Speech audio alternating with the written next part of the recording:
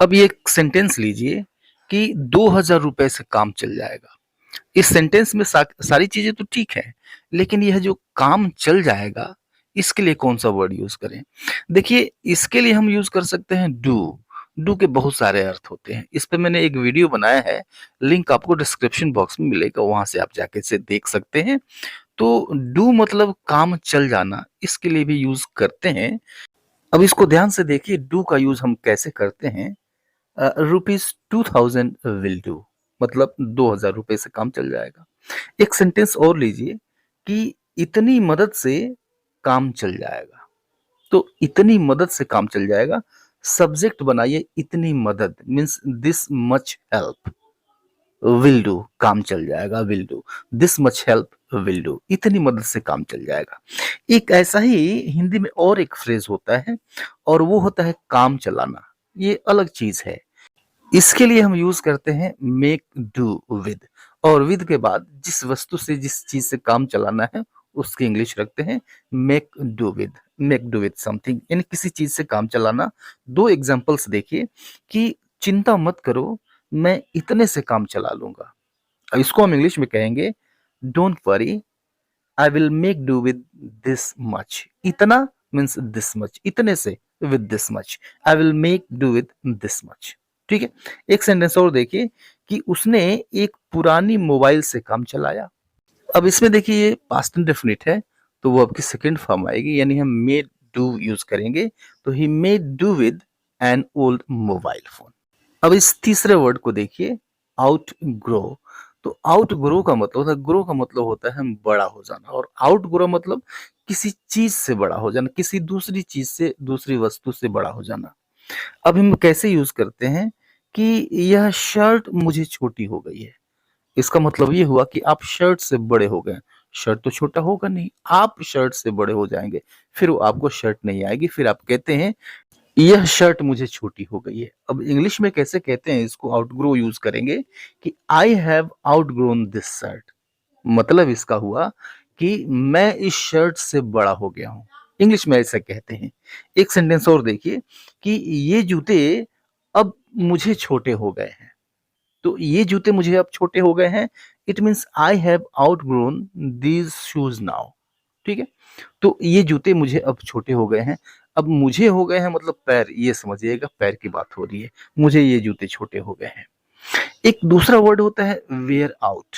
Wear out यानी किसी चीज को जब आप इस्तेमाल करते करते उसको खराब कर देते हैं, या फिर उसको घिस डालते हैं। घिस जाना या फिर ज्यादा इस्तेमाल से खराब हो जाना, यहां पर हम इसे यूज करते हैं वेयर आउट। सेंटेंस देखिए आप कि मेरे जूते घिस गए हैं। ठीक है। It means my shoes have worn out. क्योंकि प्रेजेंट परफेक्ट है, तो वो आपकी third form I worn out. My shoes have worn out, मेरे जूते घिस गए हैं। एक दूसरा सेंटेंस भी देखिए कि यह टायर जल्दी घिस जाएगा। मतलब इस्तेमाल होते होते ये घिस जाएगा, वेयर आउट हो जाएगा। तो this tyre will wear out soon, यह टायर जल्दी घिस जाएगा। एक दूसरा फ्रेज देखिए, दूसरा फ्रेज नथिंग बट। तो नथिंग बट का जो शाब्दिक अर्थ निकलता है वो निकलता है कुछ और नहीं बल्कि, मतलब सिर्फ। ये सेंटेंसेस अलग अलग तरह के हिंदी में हो सकते हैं, आपको सिर्फ सेंस लेना है। सेंटेंसेस देखिए, उसने मुझे सिर्फ खुशियां दी। यहाँ पे हम यूज कर सकते हैं नथिंग बट का। कैसे यूज करेंगे? He gave me nothing but Joy. He gave me nothing but Joy, उसने मुझे सिर्फ खुशियां दी, कुछ और नहीं दिया, सिर्फ खुशियां दी। ठीक है। अब इस सेंटेंस को देखिए कि इसमें नुकसान ही नुकसान है। इसका भी मतलब वही है। हम इसे ऐसे भी कह सकते हैं इसमें सिर्फ नुकसान है, इसमें नुकसान के अलावा कुछ नहीं है। यहाँ भी हम नथिंग बट यूज कर सकते हैं, क्योंकि यहाँ पे सिर्फ का सेंस आ रहा है। तो इसे देखिए कैसे हम यूज करेंगे कि there is nothing in it but loss. There is nothing in it but loss. ठीक है।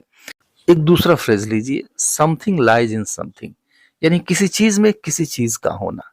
आप सेंटेंस देखिए, बेहतर समझ में आएगा कि हम ये कहते हैं कि तुम्हारी खुशी में मेरी खुशी है। यहाँ पर तुम्हारी खुशी में मेरी खुशी है, इसको हम कहते हैं my happiness lies in your happiness. ठीक है। यानी किसी चीज में किसी चीज का होना, यही हम बात कर रहे हैं। लाई मतलब होना या फिर पड़ा होना। जाने देने में ही खुशी है। जाने देने, जो हो गया भाई वो जाने दो, जो हो गया भाई वो जाने दो, इसी में खुशी है, तो जाने देने में ही खुशी है। हैप्पीनेस लाइज इन लेटिंग गो। तो हैप्पीनेस लाइज यानी खुशी है इन लेटिंग गो, जाने देने में। ठीक है, तो समथिंग लाइज इन समथिंग। एक अगला फ्रेज देखिए, टू बी ऑल टॉक। जैसे हम कहते हैं कि वह सिर्फ बातें करती है, मतलब बातों के अलावा कुछ नहीं करती, वो सिर्फ बात करती है। वह सिर्फ बातें ही करती है, करती कुछ नहीं। अब यहाँ पे बी ऑल टॉक कैसे यूज करेंगे? बी मतलब इज, एम, या फिर वाज वह। तो वो सिर्फ बातें करती है, mean she is all talk. देखिए कैसे कहेंगे इसको, थोड़ा सा डिफरेंट है। याद रखिएगा इसको कि शी इज ऑल टॉक, यानी वह सिर्फ बातें करती है, करती कुछ नहीं, एंड डज नथिंग। ऐसे कहेंगे इसको, शी इज ऑल टॉक, वह सिर्फ बात करती है। तुम सिर्फ बातें करते हो, यू आर ऑल टॉक। एक सेंटेंस और देखिए कि तुम सिर्फ बात करना जानते हो, या फिर तुम सिर्फ बात ही करते हो, करते कुछ नहीं, तुम सिर्फ बात करते हैं, यू आर ऑल टॉक। अच्छा, अब इस सेंटेंस को लीजिए कि तुमने मेरे मुंह की बात छीन ली। मुंह की बात छीन ली, इसे कैसे कहेंगे? एक फ्रेज याद रखिए, स्टील वर्ड, यानी शब्द चुरा लेना। ये वही बात है, मुंह की बात छीन लेना। इसे हम यूज करेंगे, तुमने मुझे मेरे मुंह की बात छीन ली। It means you stole my word. तुमने शब्द चुरा लिए, मेरे शब्द चुरा लिए। यू स्टोल माई वर्ड, तुमने मेरे मुंह की बात छीन ली। अच्छा, मन की बात जान लेना। तो मन की बात जान लेना ये अलग चीज है। रीड माइंड ऐसा कहते हैं इसको, कि रीड माइंड। सेंटेंस देखिए, वह मेरे मन की बातें जान लेता है, वह मेरे मन की बात जान लेता है। तो ही रीड्स माई माइंड, वह मेरे मन की बात जान लेता है। और इसी तरह का एक और फ्रेज होता है, स्पीक माइंड। इसका मतलब ये है कि मन की बात कह देना। जैसे हम कहते हैं, तुमने यार मेरे मन की बात कह दी।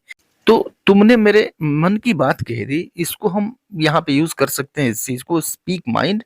तो यू स्पोक माई माइंड, तुमने मेरे मन की बात कह दी। आज के लिए इतना ही, मिलते हैं नेक्स्ट वीडियो में, तब तक के लिए goodbye and take care.